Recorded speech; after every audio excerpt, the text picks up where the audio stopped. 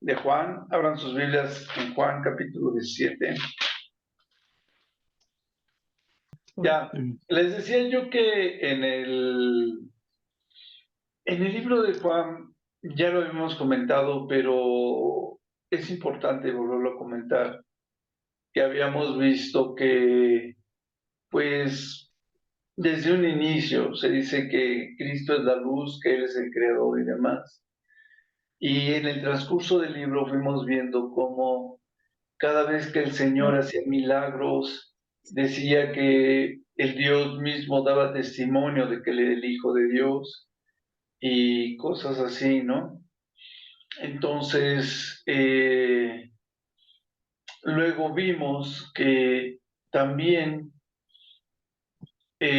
habla sobre de que le creamos, de que le obedezcamos y demás, para poder recibir el Espíritu Santo cuando Él ya no esté, para que podamos recibir la salvación, que seamos obedientes y cosas así, ¿no? Estaba preparando el Señor Jesucristo a los apóstoles, pero a la vez, por supuesto, pues está preparando a la iglesia, ¿no? Para que nosotros viéramos ahora en nuestros tiempos cómo se cumplían las profecías, cómo el Señor hacía los milagros que estaban predestinados para el Mesías y cosas por el estilo.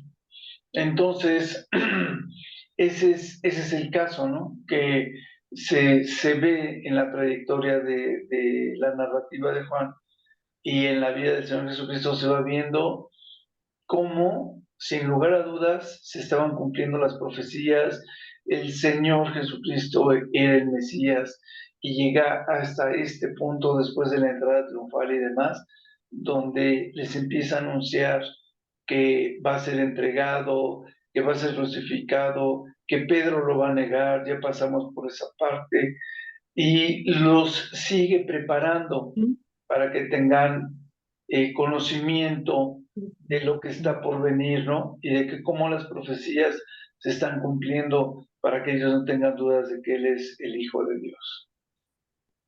13, perdón, desde el capítulo 13 más o menos, les venía lavando los pies, venía anunciando desde el 12, desde el capítulo 12 venía anunciando su muerte, y luego les lavó los pies y les habla sobre el servicio, les dice que solamente hay un camino entre Dios y los hombres y que ese es Jesucristo. Y entonces, después les habla de que Jesús es la vid verdadera y que todos debemos llevar fruto, o sea, ser obedientes y llevar frutos en el Señor. Y como les digo, y todo eso con respecto al servicio, el trabajo, pues ya les dice al final del mismo 15 que la gente los va a aborrecer y nos va a aborrecer. Y en el futuro, cuando sea la marca de la bestia, que son las señales del fin del mundo, también dice que sobre todo nos van a aborrecer y que nos van a entregar nuestras mismas familias y nuestros amigos, bueno, los que considerábamos amigos nos iban a entregar y para que seamos pues martirizados. Después dice que cuando viene todo esto va a venir el Espíritu Santo precisamente y que era necesario que Él se fuera para que viniera el Espíritu Santo, ¿no?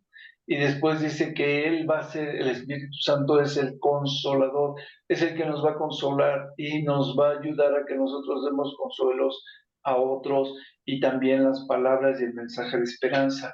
Esto ya no lo dice como tal, pero ya sabemos que es parte de lo que viene anunciado durante los capítulos anteriores, de que debemos de llevar el Evangelio, ¿no? De anunciar a otros la salvación del Señor Jesucristo.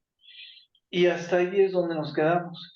Entonces, en el 16 vimos, por ejemplo, capítulo 16, en los versículos 26 y 27, les dice, en aquel día pediréis en mi nombre y no os digo que yo rogaré al Padre por vosotros, pues el Padre mismo les ama porque vosotros me habéis amado y habéis creído que yo salí de Dios.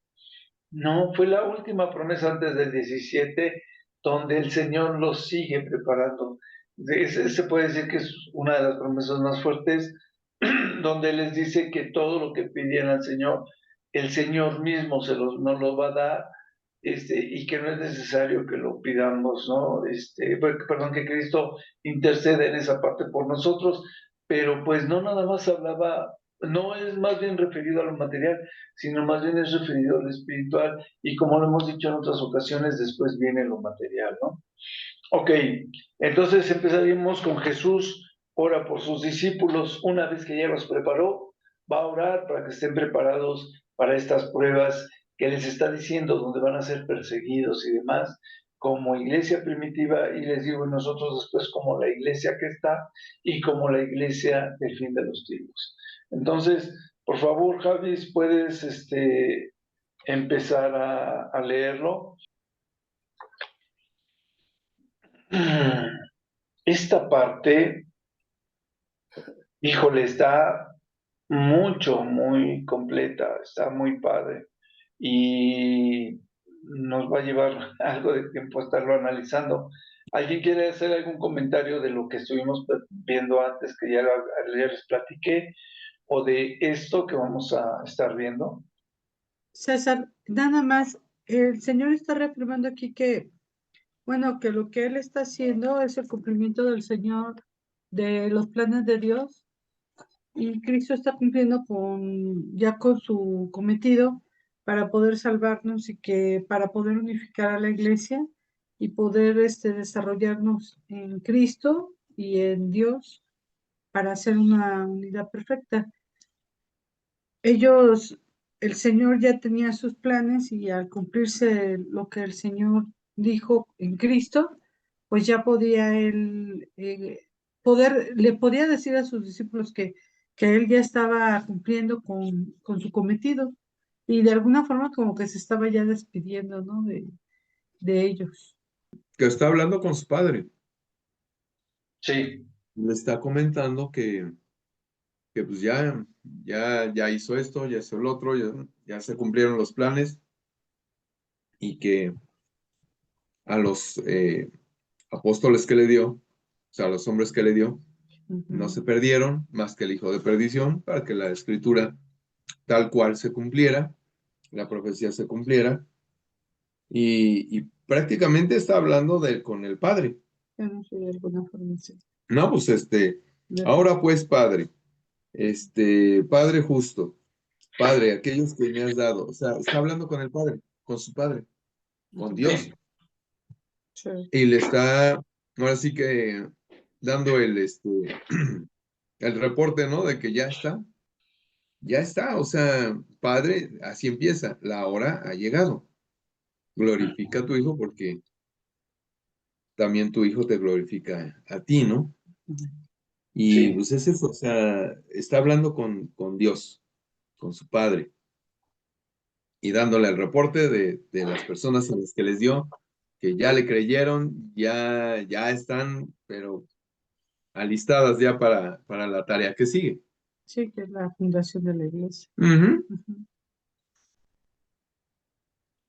Ok, Ahí sí. fue el principio, ahí fue el principio cuando empezó a llorar sangre Jesucristo, ¿no?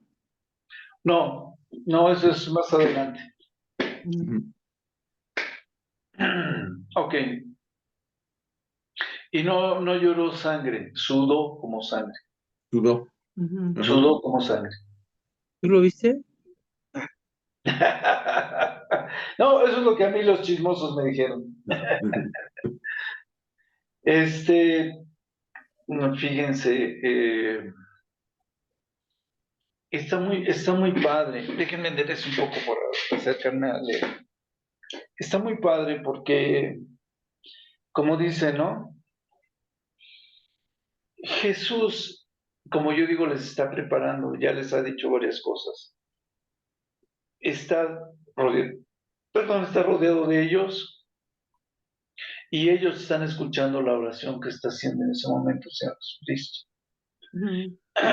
Y entonces dice, como dice Javis, ¿no?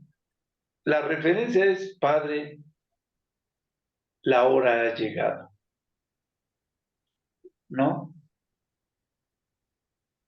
Luego le dice, ya lo había glorificado y demás, pero sabe que se presenta un momento de prueba, de ser crucificado, de dolor y muchas cosas, y le dice, glorifica a tu Hijo, como que dame fuerza para que pueda yo dar un buen testimonio, como que ayúdame para, sé tú conmigo, ¿no? Glorifícame tú, dame la fuerza, dame pues sí, la fuerza, la intención de llevar esto hasta el fin. Dice, para que a través de ese sacrificio también yo te pueda glorificar, para que a través de esa obediencia también tú seas glorificado, ¿no? Como que el plan que tenían de salvación, como que todo esto, esta prueba, Jesucristo fue encarnado para que padeciese todas las necesidades que nosotros teníamos, para que sufriese dolor físico a su grado máximo y para que pudiese pasar correctamente y fuese obediente, como lo dice la Biblia, hasta la muerte y muerte de cruz. Entonces, el cuerpo que nosotros comemos es esa parte de la obediencia, es el símbolo de donde nosotros predicamos la obediencia del Señor Jesucristo, la encarnación del Señor Jesucristo. Eso es lo que nosotros comemos en la Santa Cena y eso es lo que nosotros damos testimonio. Entonces le está pidiendo que lo glorifique, que le ayude a pasar esa prueba física para que él pueda también glorificar a Dios a través de que se cumplió el plan de salvación como estaba profetizado. Entonces dice, como le has dado potestad sobre todo, como le has dado potestad, glorifícate a ti. Dice, en el fin del 1, ¿no? Dice, para que también tu Hijo te glorifique a ti. Y después dice, como le has dado potestad sobre toda carne, o sea, como el Señor Jesucristo tenía potestad sobre toda carne, dice, para que dé vida eterna a todos los que le diste. Y aquí es donde empieza esta parte que les digo que está padrísima. Clarita creyó en el Señor Jesucristo. Quique, Javi, Angie, yo, todos hemos creído en el Señor Jesucristo. Y entramos en esta promesa, entramos en estos que somos la gente que está escogida para ser salva, para tener esta vida eterna. Y eso es muy padre, porque los apóstoles apenas estaban empezando a alcanzar a comprender esto, y el Señor Jesucristo les estaba dando ya carne, ¿no? Porque ella estaba fuera de su capacidad y les estaba diciendo que a todos ellos, ¿no? Que dice, como le has dado potestad, o sea, como a su hijo, que es hablando de sí mismo en tercera persona, dice, así como me has dado, por decirlo de alguna otra manera, así como me has dado la potestad sobre toda carne, para que yo les dé vida eterna a todos estos que me has dado.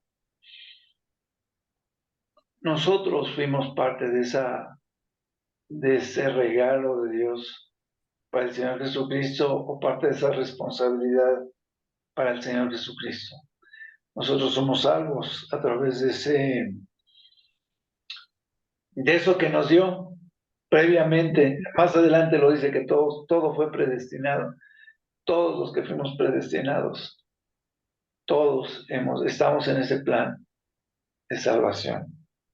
Y entonces dice, esta es la vida eterna, que te conozcan a ti, el único Dios verdadero, y a Jesucristo, a quien has enviado. ¿No? Lo que yo les decía. Obviamente, cuando nosotros creemos en el Señor Jesucristo, sabemos que es el Hijo de Dios y que vino de Dios como plan de salvación, que es lo que yo les decía, es la primera semillita que crece en nuestra esperanza de fe, en nuestra salvación, ¿no? La primera semillita que crece. aceptar que Cristo vino a morir por nuestros pecados. Y obviamente cuando nosotros aceptamos que Cristo vino a morir por nuestros pecados, pues estamos reconociéndole también como el Hijo de Dios. Y de la misma manera le damos la gloria y la honra a Dios, como dice desde el principio. Entonces por eso dice el Señor Jesucristo, yo te he glorificado en la tierra. He acabado la obra que me diste, ¿no? Pero que hiciese. Pero bueno, dice, he acabado la obra que me diste que hiciese. Más adelante, al final del 5, dice que la gloria que le dio el Señor Jesucristo, que le dio al Señor Jesucristo, se la dio desde antes de la fundación del mundo.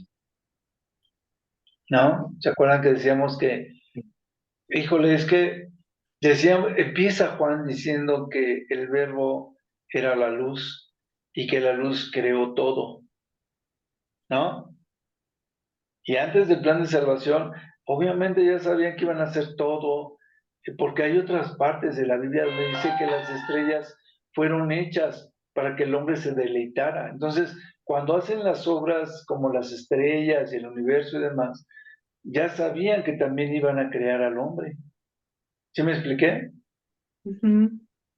Para que el hombre se gloriara, se recreara en las estrellas, en la creación de Dios.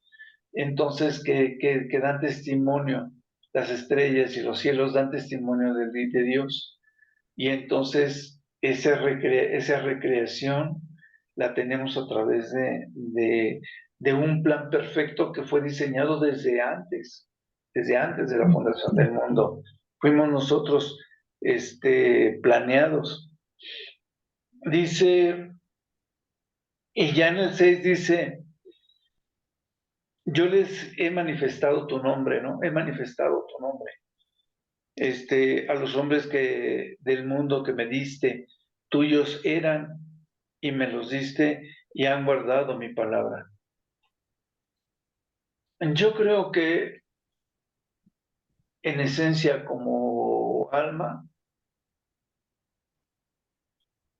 nosotros conocemos a Dios desde antes y nos permite ser encarnados, yo creo que para hacer algo mejor en el sacrificio de Cristo, para ser llamados, para ser creados en carne y ser llamados después coherederos junto con el Señor Jesucristo.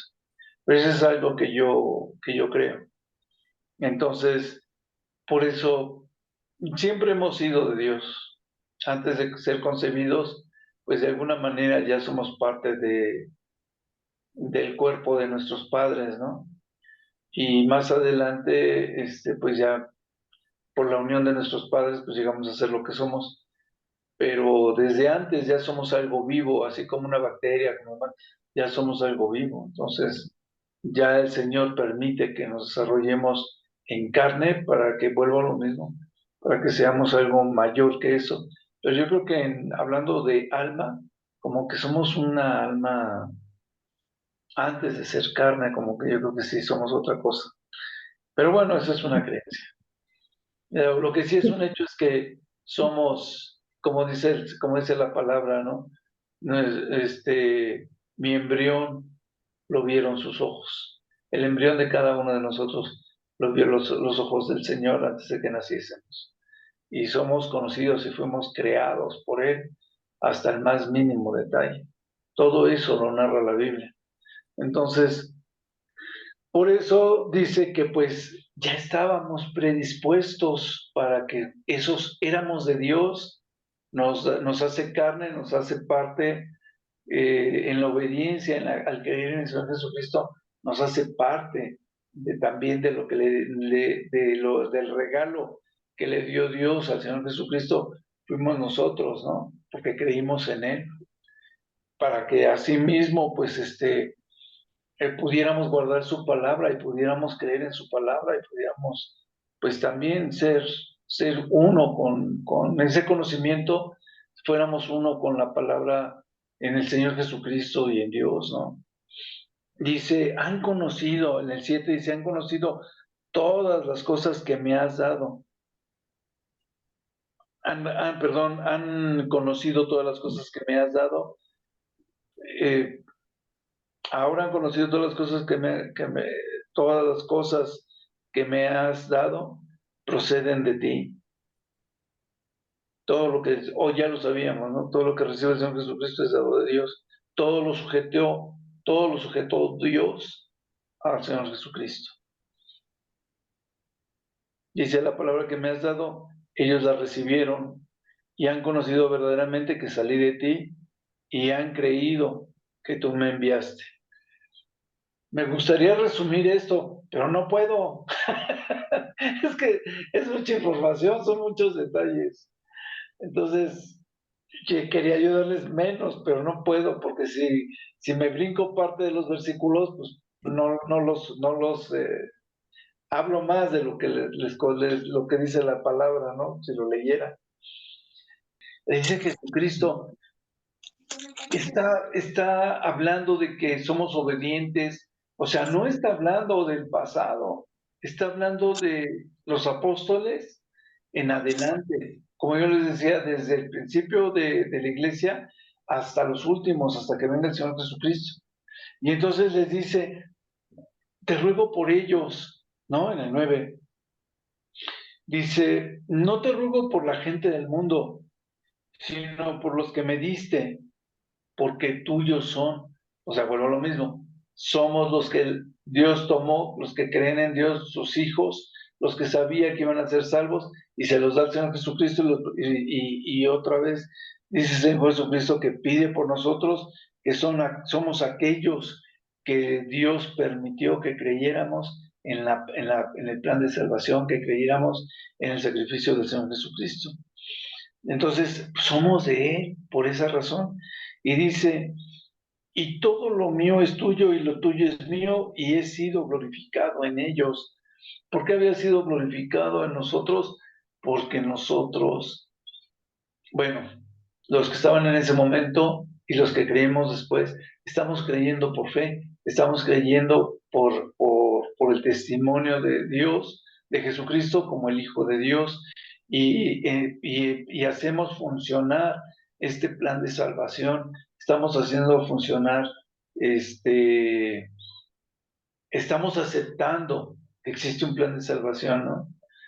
Si nadie aceptara el plan de salvación del Señor Jesucristo, por los menos, pues sería por alguna razón, ¿no? Pero la mayoría de la gente que estudia la Biblia, que la ha visto, que la ha leído y demás, y aquellos que Dios permite que creamos por fe, vamos creciendo en ese saber de por qué Jesucristo es verdadero, por qué el plan de salvación es verdadero, etcétera, etcétera, ¿no? Entonces, después le dice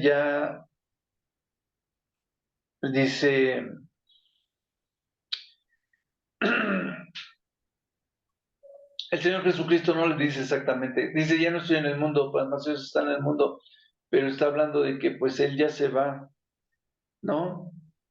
Y voy a ti, le dice, estoy en el 11, dice, guárdalos, a los que me has dado, guárdalos en tu nombre, para que sean uno, así como nosotros somos uno, ¿no? Dice, el mundo, pues, dice el Señor Jesucristo que cuando Él estaba con los discípulos, Él guardaba a los discípulos. Dice, pero dice, y a todos los que me diste yo los guardé, y ninguno de ellos se perdió, solamente el hijo de perdición. Cuando habíamos leído anteriormente que decía el Señor Jesucristo que de todos los que le había dado, ninguno se había perdido, pues hablamos también de que solamente el hijo de perdición, como lo dice aquí, es el que se perdió, que era Judas Iscariote, ¿no? Dice, y todo esto lo hace para que las profecías se cumpliesen. O sea, el hijo que se perdió ya estaba profetizado que se iba a perder, y tenían que cumplirse las escrituras. Entonces, lo que están haciendo, lo que está diciendo el Señor Jesucristo es, ninguno se va a perder, ni ninguno se perdió, más que el que estaba profetizado de que se iba a perder, ¿no? Así como estaba profetizado que cuando el Señor Jesucristo fuese capturado, todos iban a salir corriendo, y también tenía que cumplirse esa parte, y que más adelante lo vamos a ver, también estaba profetizado dentro de todas las profecías que habíamos dicho que estaban del Señor Jesucristo, las como 300 profecías, estaba profetizado eso, que iba a ser traicionado y que iba a ser el hijo de perdición. Y entonces dice, y eso hace una referencia a la Biblia donde dice que eso está en el Salmo 41:9. Bueno, y más adelante le dice, yo ya voy a ti. Primero ya le había dicho que ya se iba, y después otra vez lo vuelve a decir, dice, voy a ti, ¿no? Y hablo esto en el mundo, o sea, estando él en el mundo, para que tengan mi gozo cumplido en sí mismos, para que ellos supiesen que las profecías se seguían cumpliendo una vez que él resucitase, para que vieran que todo se había cumplido. Dice, después en el 14 dice, yo les he dado tu palabra, ¿no? Y después dice, porque no soy del mundo, como tampoco yo soy del mundo. Dice, pues dice, pero que dice, yo les he dado tu palabra y el mundo los aborreció, porque no son porque no son del mundo, como tampoco yo soy del mundo. O sea, los apóstoles no eran del mundo. Y lo más bonito es esta parte que, bueno, no lo más bonito, sino parte de esto que está muy padre, viene más adelante de donde dice, no te ruego que los quites del mundo, sino que los guardes del mal. No son del mundo como tampoco yo soy del mundo. Santifícalos en tu verdad. Tu palabra es verdad, ¿no? ¿Cómo nos santificamos entonces? En el conocimiento de la palabra, en creer en la palabra, lo que la palabra dice con respecto al plan de salvación, en entender el plan de salvación, en entender cuál es nuestra posición a través de la sangre, a través del sacrificio de la sangre del Señor Jesucristo, y todo lo que la palabra conlleva, así como conlleva este amor que nos tenía, así como conlleva esto de que estábamos predestinados, de que se iban a cumplir las profecías. También habla de que vamos a tener una vida eterna en la presencia de nuestro Señor Jesucristo y de nuestro Dios. Más adelante, dice, como tú me enviaste al mundo, yo sí los he enviado al mundo. Pero después dice, y por ellos yo me santifico a mí mismo, para que también ellos sean santificados en la verdad, en la palabra, ¿no? ¿Se acuerdan que dice, santifícalos en tu verdad? Tu palabra es verdad, ¿no? Versículos antes. Y entonces dice otra vez, para que ellos sean santificados en la verdad, en la palabra. Entonces es muy importante que nosotros de continuo estemos inmersos en la palabra. Habíamos hablado de que Josué 1:8 y el Salmo 1, que siempre los mencionamos, donde uno dice que nunca se aparte de tu boca este libro de la ley, sino que de noche medites en él. Y la otra parte del Salmo dice que en su palabra está su delicia y en ella meditan de día y de noche.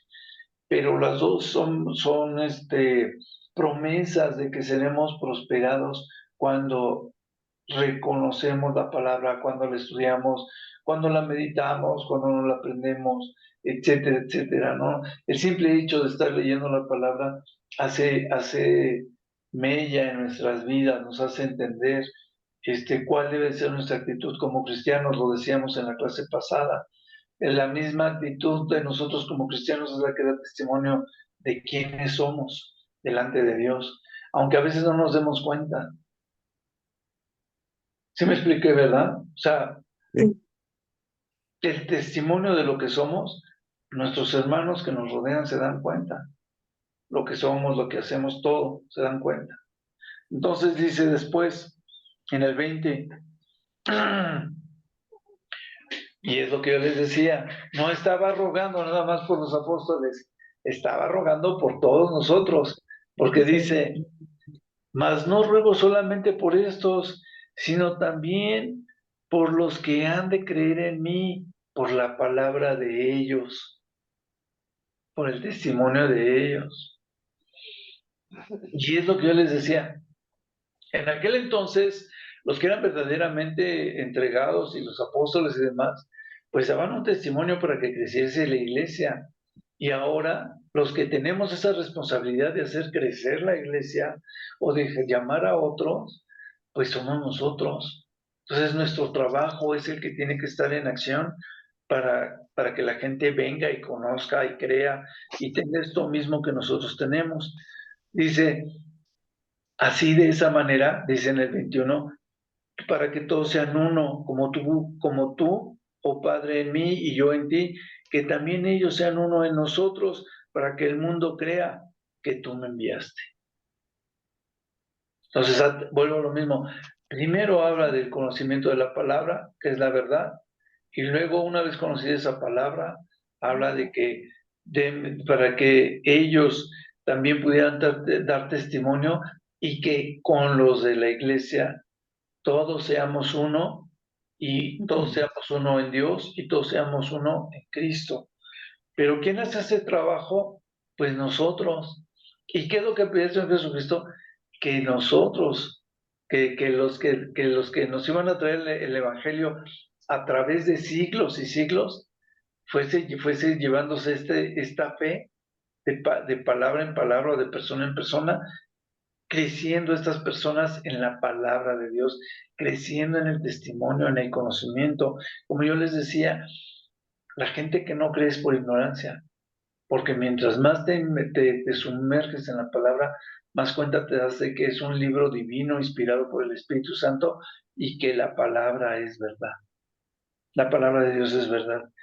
Dice, la gloria, dice el Dios, la gloria que me diste, yo se las he dado para que sean uno, así como nosotros somos uno, y yo en ellos y tú en mí, para que sean perfectos en unidad, para que creamos como seres, como cristianos perfectos, para que el mundo, dice, para que el mundo conozca que tú me enviaste y que los has amado a ellos como también a mí me has amado.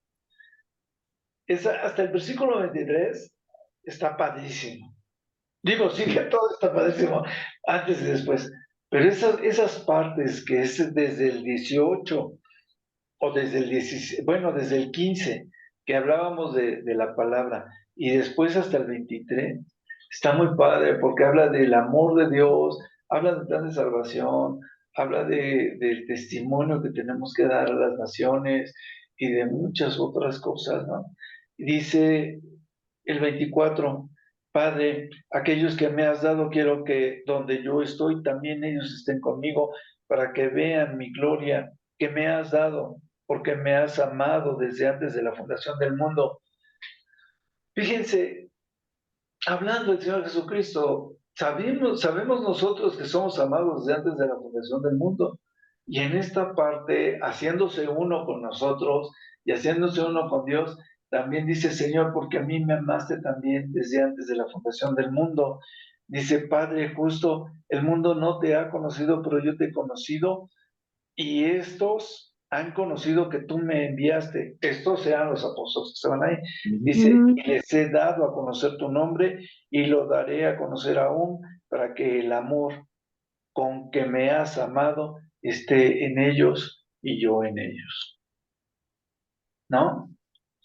Entonces, es un mensaje muy fuerte, pero muy fuerte que nos da seguridad de lo que somos delante de Dios, de cómo fuimos llamados con un plan predestinado, no nada más de salvación, sino de vocación, de trabajo, de evangelismo, para que otros puedan venir también y ser salvos, ¿no? Y eso es lo padre, eso es lo padre. Ahora sí, arránquense. ¿Alguien quiere comentar algo? Fíjate que decías algo ahorita al final, que la gente que no cree es por ignorancia. Pues más bien a estas alturas del partido, yo creo que es por conveniencia, porque uno les habla de que, como en todo, hay reglas, y el humano dice que las reglas son para romperse. Entonces, no están de acuerdo con eso, pero por conveniencia, porque no les conviene estar sujetos a, a algo o a alguien o a ciertas normas y reglas que pues, la carne no se los permite, se los impide. A eso aúnale todavía que el enemigo anda susurrando siempre que no hagan caso, o que hagan caso omiso, ¿verdad?, de la palabra de Dios, que Dios ni existe, Dios es cada persona, etcétera, ¿no? Y tantas atrocidades, ¿no? Que se piensan en el mundo, como cierta persona que me dijo que Dios, no es el hijo, no es el hijo de, Jesucristo no es el hijo de Dios. Jesucristo fue un profeta y que aprendió de los maestros tibetanos y no sé qué tanto, todo lo que hizo de milagros. Y dices, perdón, tómala. No, pues sí, el enemigo está haciendo su chamba, no hay duda. Está metiendo ideas erróneas por todos lados y no ven que realmente el seguir y el creer, el tener fe, el ser humilde y no altanero, o sea, todo lo que nos marca Dios es exactamente lo contrario a lo que el enemigo nos da a conocer. Entonces, dice uno, bueno, realmente la carne es carne, sí, y la vivimos diariamente, y definitivamente es pues es eso, que no es por lo que decías, sino más bien es por conveniencia. A alguien del mundo no le conviene tener reglas, como un Dios de reglas, un Dios justo. No, Dios ni existe, porque hay mucha injusticia. Pues sí, si piensas tú así y 1 millón, 2 millones, 10 millones piensan igual que tú, efectivamente no va a haber nunca justicia. Nunca van a tener la fe que se necesita para tener una sociedad en donde Dios la hizo perfecta para vivir en en armonía y demás. Entonces, yo digo que es por conveniencia. Es mi comentario. Yo, yo. Yo refrendo lo que, sí, Dame un minuto, Angie. Sí, ahorita participas tú. Fíjense, yo tenía precisamente, tienes razón, Javis, alguien que lea Juan 3, 14, 21, del 14 al 21. Juan, ahí mismo en el libro donde estamos, Juan capítulo 3, del 14 al 21. Y como Y Moisés, como Moisés levantó la serpiente en el desierto, así es necesario que el Hijo del Hombre sea levantado, para que todo aquel que cree no se pierda, mas tenga vida eterna. Hasta el 21.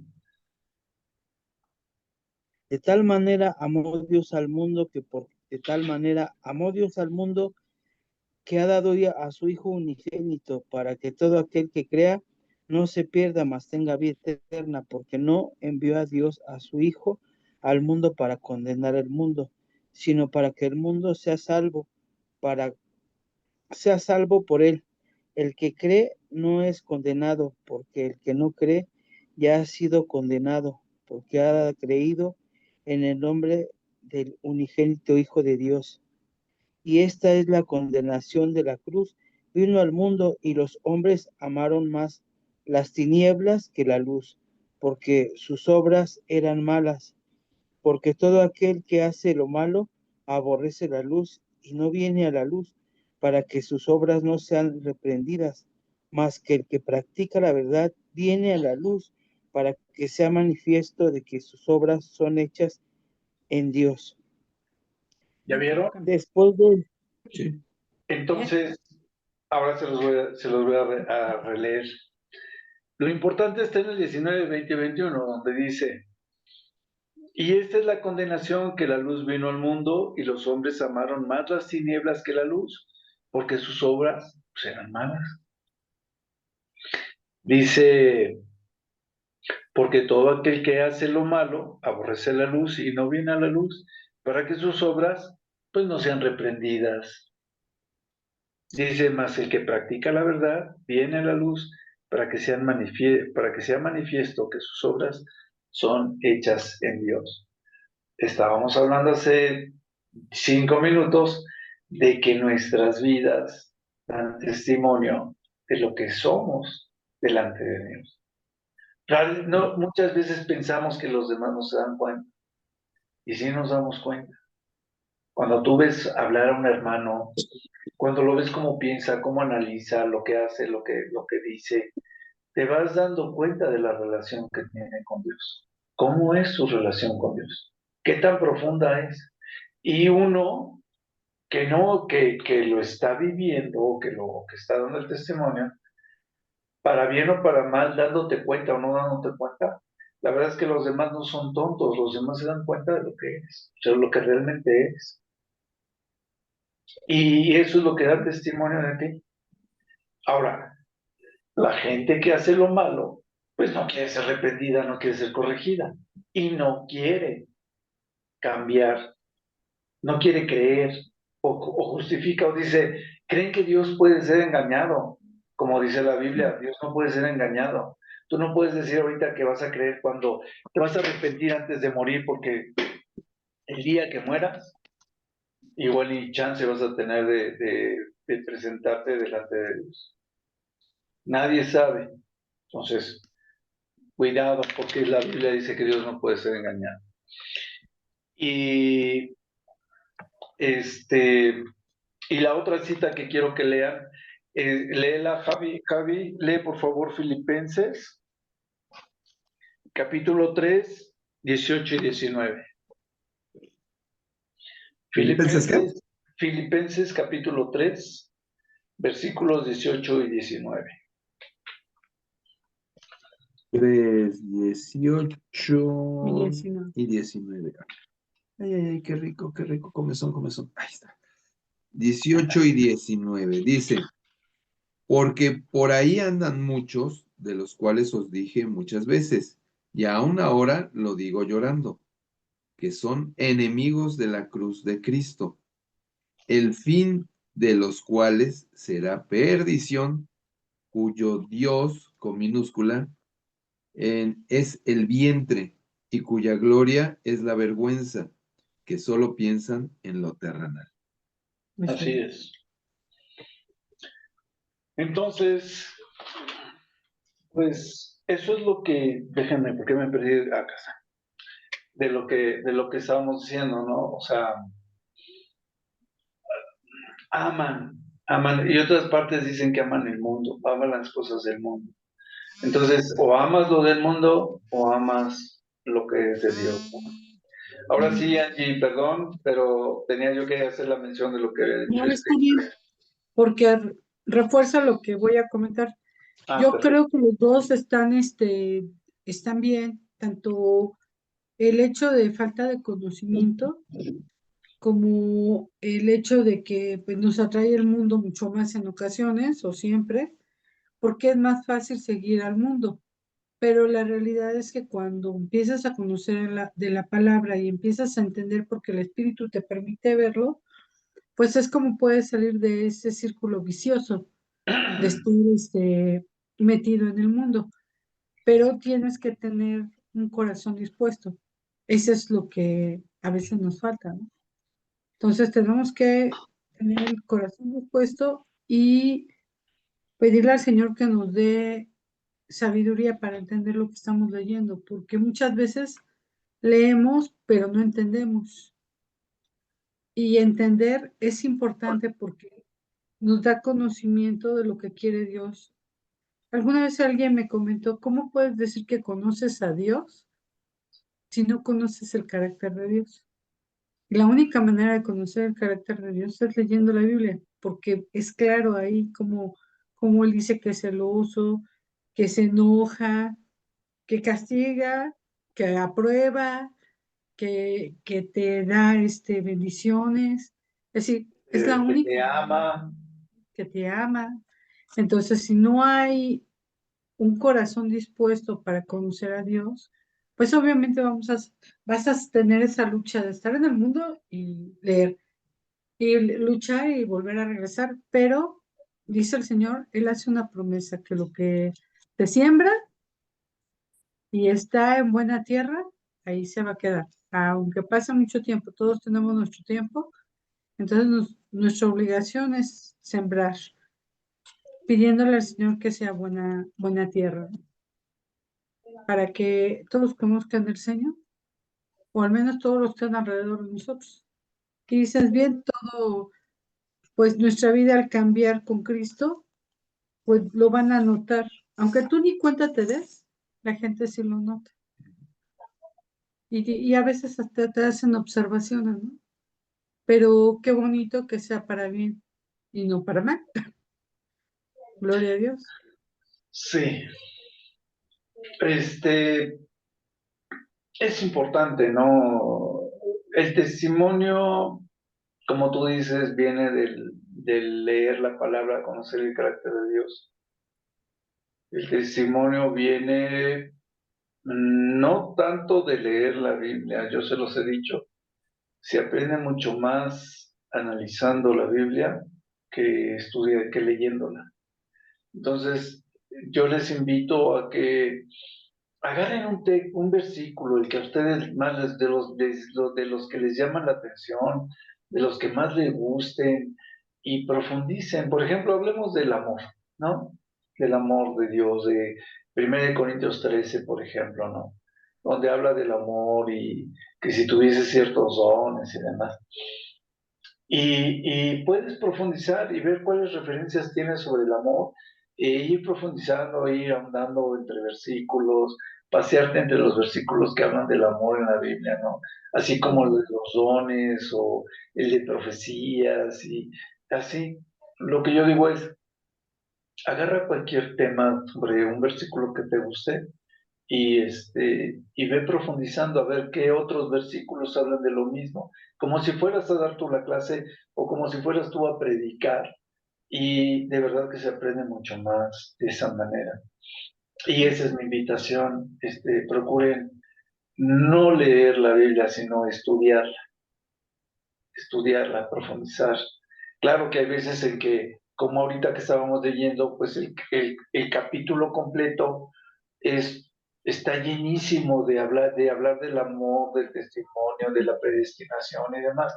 Entonces, claro que lo tienes que leer completo, pero una vez que ya lo leíste, pues puedes regresarte y ver que sobre la parte donde estamos predestinados, ¿no? Y ver qué tanto habla la Biblia sobre la predestinación, o ver qué tanto, como decía yo, habla sobre el amor y así sucesivamente. Eso nos va a facilitar mucho conocer más el carácter de Dios. Y bueno, ya el conocer nos permite crecer en fe, perdón, y el crecer en fe nos va a permitir crecer en obediencia. ¿Ok? Claro. Sí. Ok, ¿alguien más quiere comentar? Claris, Nelly o Kike, ¿van a comentar algo más o seguimos? No, hermano, está bien, gracias. Ok, Nelly. Ok, entonces vamos a seguir en el 18. Como yo les decía, esta fue una oración, fíjense, todo esto que vimos ahorita fue una oración que hizo el Señor Jesucristo en voz alta, rodeado de los discípulos. Era parte de la administración diciéndoles, yo ya me voy, ustedes se quedan con este trabajo y yo ya me voy a la presencia del Padre. En algunas partes lo dice como si él ya no estuviese en este mundo, ¿no? Porque yo ya me voy, ya están las maletas puestas. Entonces, yo ya me voy, no te los encargo porque ellos se quedan. o yo ya no estoy en este mundo, ellos se quedan. Entonces, lo dice como si de verdad ya no estuviese, ¿verdad? Porque les está diciendo que ya llegaba su tiempo. Se los viene diciendo desde capítulos anteriores. Entonces, pues esa es la idea, ¿no? Fíjense, y en el 18 sucede cuando entonces es arrestado el Señor Jesucristo, ¿no? Nelly, ¿te lees el 18, manita, del 1 al 11, por favor? Ok. ¿Alguien quiere comentar o me arranco? Arráncate. Va. Fíjense, acababa de orar el Señor Jesucristo, ya había mandado a Judas y le dice, lo que tienes que hacer, ve y hazlo. ¿Se acuerdan que lo comentamos en algún momento dado? Entonces, ellos pensaban, pues lo mandó a dar unas ofrendas o lo mandó a comprar algo, pues por el estilo. Y entonces ya viene Judas a detenerlo, ¿no? A apresarlo. Y entonces, habiendo dicho Jesús estas cosas de la oración y demás, se sale con sus discípulos al otro lado del torrente de Cedrón. ¿Ustedes saben dónde está el torrente de Cedrón? No. No, ¿verdad? Yo tampoco. Hasta ahorita me estoy dando cuenta. Hay que investigarlo. Entonces No se se tiene sale al que. otro lado del torrente de Cedrón, hay que ver dónde estaba. Dice, y entonces llega a donde hay un huerto.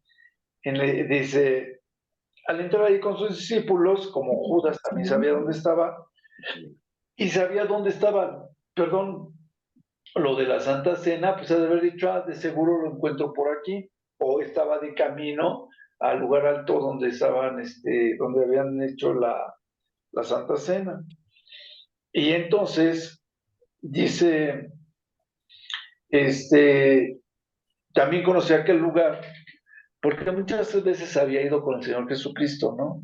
Y ahí se habían reunido junto con sus discípulos. Y entonces, tomando él la compañía, Judas tomando la compañía de soldados y de alguaciles, de los principales, los alguaciles que eran los policías de los sumos sacerdocio, los que ellos tenían, dice, y de los fariseos, fue ahí con linternas y antorchas y con armas.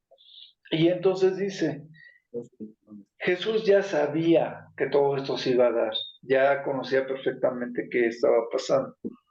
Y entonces, también sabía pues todas esas cosas que le iban a sobrevenir a él, al Señor Jesucristo. Y entonces les dice, los ve venir y les dice, ¿a quién buscáis? Y entonces ellos le responden, estamos buscando a Jesús el Nazareno. En otra parte dice que llega Judas y primero lo besa, ¿no? Le dice con un beso, me entregas, porque así estaba profetizado. Y entonces le dice, ¿a quién buscáis? Y le dicen a Jesús Nazareno. Y les dice Jesús, yo soy, y en eso caen todos, ¿no? Se caen todas. Eran mucha gente la que iban soldados y o alguaciles y demás, y a todos caen. Y dice que Judas, pues claro, Judas ya sabemos que estaba con ellos. Entonces, porque estaba profetizado que lo iba a entregar. Cuando el Señor les dice, bueno, es que ellos caen a tierra. Y entonces les dice el Señor Jesucristo, ¿a quién buscáis? Otra vez les vuelve a decir el Señor Jesucristo, ¿no? Y ellos le dicen a Jesús Nazareno, y les dice, yo soy, y se vuelven a quedar, es cierto. Y así, se la pasaron toda la noche, ¿no? Entonces se levantan, ¿a quién buscáis? Ok, ese fue un chiste, pero bueno, seguimos. Sí, vas, Javis. Dime. Ya sé dónde está el torrente de Cedrón. Eres bien simpático. Pues, ¿qué quieres, mano? A mí sí me gusta divertirme con la palabra. Sí, Javis. ¿Dónde Ahí está? les va. Está en Jerusalén, al este de la ciudad vieja y entre el monte de los olivos y el monte del templo. Se extiende No. hacia el sur a través del desierto de Judea hasta el Mar Muerto. Ahora, Ese es el torrente de Cedrón. Dice que estaba del otro lado. yo me imagino, fíjense, ¿se acuerdan que les había yo dicho que está el monte del templo? Está enfrente del monte del templo, está el monte de los olivos. Ujú. El monte del templo, si no mal recuerdo, es el que se llamaba... ay, se me olvidan los nombres de los tres montes. Uno era el monte de Judá, creo, el otro era el monte de los olivos y el otro era el monte de... Donde lo crucificaron es el Monte Calavera, ¿no? sí, del Calvario, monte del Calvario. Calvario, Calavera. Ajá. Porque siempre quiero decir el Gólgota, y el Gólgota es la parte de atrás del templo Mm. lo crucifican. Ujú. Y a un lado estaba el jardín, o sea, estaba el Gólgota, y a un lado está el jardín, que se cree que en ese jardín es donde lo apresaron, y, o sea, está el de los olivos, enfrente está el templo, y a un lado, hacia el lado izquierdo, está el